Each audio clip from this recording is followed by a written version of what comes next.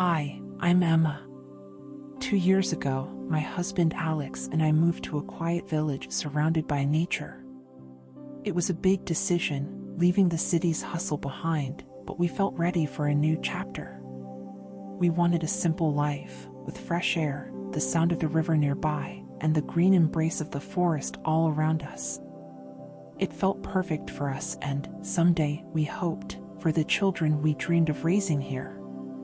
It was a place of tranquility and promise. When we arrived, we quickly met Oliver and Sophie, our neighbors, who seemed as eager as we were to find friends.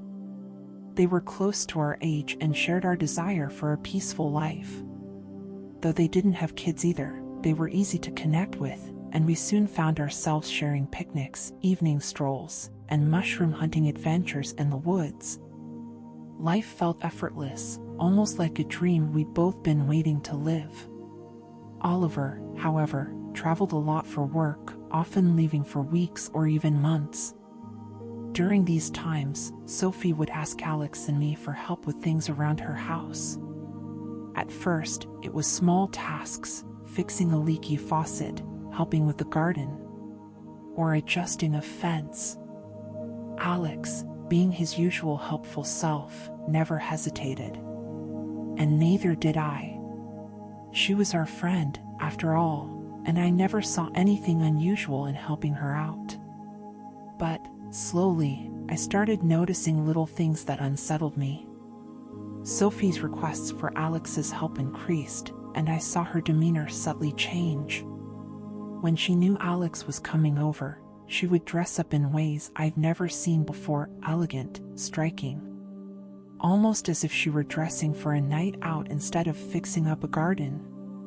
I noticed the way she looked at him, the laughter that seemed just a bit too charming, and the glances that lingered longer than necessary. Alex, however, appeared oblivious to all of this. He's kind-hearted and probably thought Sophie was just a good neighbor. But I couldn't shake off the growing unease that settled in my heart. I tried to tell myself I was overthinking, that I was being paranoid. After all, I trusted Alex deeply. But as time went on, I found myself struggling with emotions I wasn't proud of: jealousy, doubt, and fear. One evening, after Alex came home late from helping Sophie, I couldn't keep silent any longer.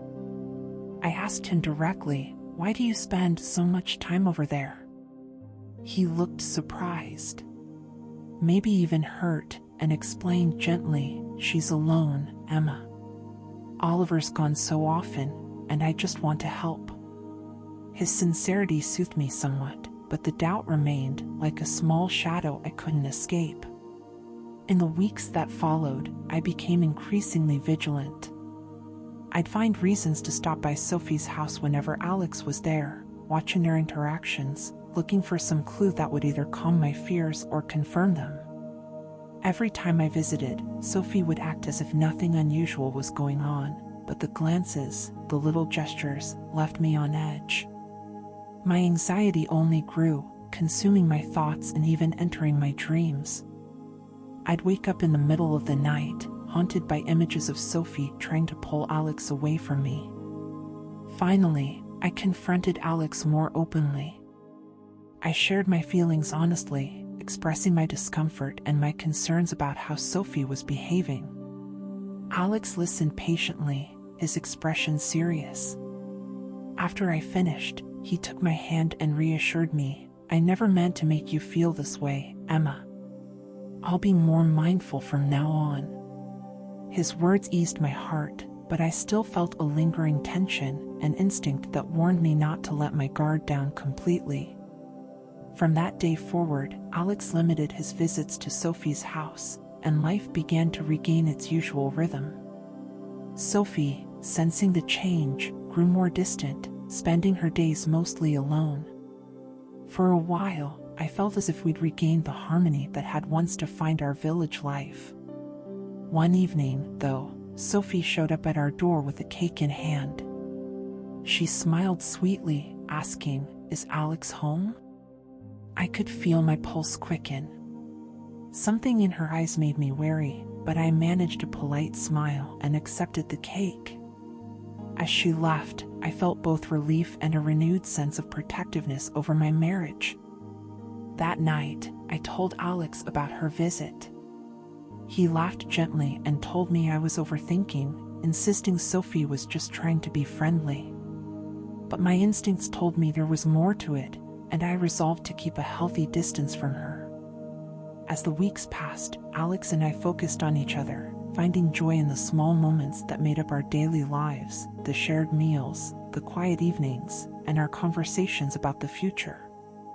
Then, one afternoon at the village store, Sophie approached me.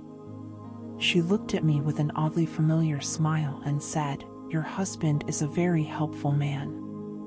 I don't know what I'd do without him." Her words made me tense, yet I held back, responding only with a polite nod. But her gaze, her tone, they lingered in my mind, stirring my unresolved feelings of unease. Several weeks later, Alex came home with news that Oliver would soon return from his work trip. A wave of relief washed over me, and as I anticipated his arrival, I found myself hoping it would restore the natural boundaries between our households. And it did. When Oliver returned, Sophie seemed to retreat, no longer asking Alex for help, and life began to feel peaceful once again. As Alex and I continued our journey together, our bond grew stronger. The experience taught me a valuable lesson about love, trust, and communication. In the end, I realized that while I could not control the actions of others, I could nurture the love and trust within my own relationship. One evening, as Alex and I watched the sun set over the village, I took his hand and apologized for my earlier doubts. He turned to me, his eyes warm with understanding, and reassured me, "You have nothing to fear, Emma. I'm here, always." Months later, Oliver and Sophie moved away, and with them went the remnants of my anxiety. Alex and I remained, our love now rooted even deeper in trust and resilience. We looked forward to building a family in our village, a future filled with shared dreams, and a love that had weathered its first true test.